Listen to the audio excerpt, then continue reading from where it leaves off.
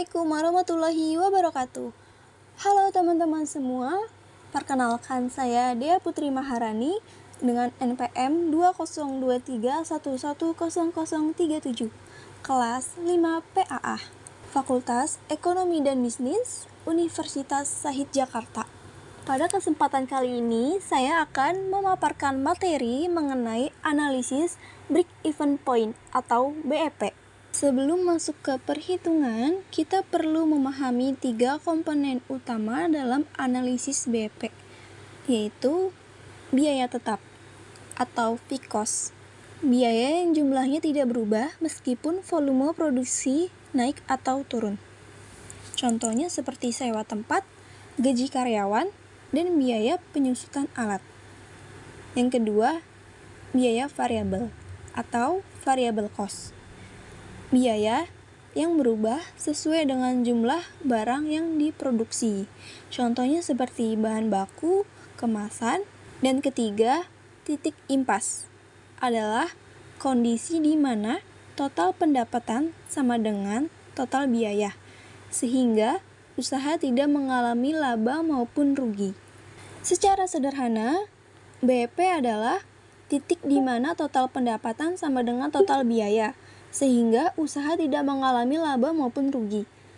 BEP membantu pelaku usaha mengetahui berapa minimal penjualan agar bisnis tidak merugi. Untuk memperjelas konsep BEP, saya menggunakan contoh usaha bernama Kopi Ceria. Kopi Ceria adalah usaha minuman kekinian yang menjual es kopi susu di kawasan kampus. Setiap gelas dijual seharga Rp15.000 dengan biaya variabel untuk bahan dan kemasan Rp9.000 per gelas. Dalam usaha Kopi Ceria, biaya tetap mencakup sewa lapak, gaji karyawan, listrik dan air, peralatan dan perlengkapan. Jumlah total fixed cost 9 juta per bulan. Sedangkan biaya variable cost terdiri dari bahan biji kopi dan susu, gula aren dan es, cup dan sedotan. Jumlah biaya variable cost 9.000 per gelas. Sekarang kita bagian laporan laba rugi atau variable costing. Pada kondisi pertama, penjualan Kopi Ceria hanya mencapai 2.000 unit atau gelas. Dengan harga jual 15.000, total penjualannya 30 juta. Dan untuk BEP dalam rupiah 100%. Caranya yaitu biaya tetap dibagi contribution margin ratio. Total biaya variabelnya 18 juta dengan BEP rupiah 60%. Dan untuk contribution marginnya diperoleh sebesar 12 juta dan BEP rupiah 40%. Setelah dikurangi biaya tetap 9 juta, maka didapatkan laba sebesar 3 juta. Ini menunjukkan bahwa setiap peningkatan penjualan di atas titik impas akan langsung memberikan tambahan laba bagi usaha. Dengan begitu bisa disimpulkan bahwa semakin tinggi jumlah penjualan, semakin besar pula keuntungan yang diperoleh oleh Kopi Ceria. Penjualan Kopi Ceria mencapai 1.500 unit atau gelas.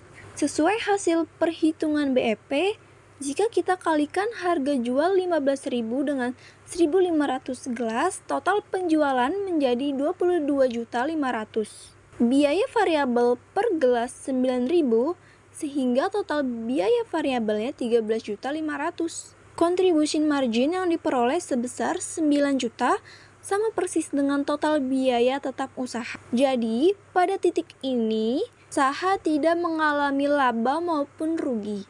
Semua biaya sudah tertutup sepenuhnya. Kondisi ini disebut titik impas atau break-even point. Dengan kata lain, penjualan 1.500 gelas menjadi batas minimal agar Kopi Ceria bisa menutup seluruh biaya operasionalnya. Dan di bawah ini ada BEP per unit. Caranya, biaya tetap dibagi contribution margin per unit. Biaya tetap Kopi Ceria 9 juta, contribution margin per unit 6.000. Jadi, 1.500 gelas per bulan. Berdasarkan perhitungan BEP pada usaha Kopi Ceria, dapat disimpulkan bahwa usaha mencapai titik impas setelah menutupi seluruh biaya operasional. Setelah melewati titik ini, setiap penjualan akan menghasilkan bagi usaha. Terima kasih atas perhatian. Semoga penjelasan tentang break-even point ini dapat menambah wawasan dan bermanfaat bagi kita semua. Wassalamualaikum warahmatullahi wabarakatuh.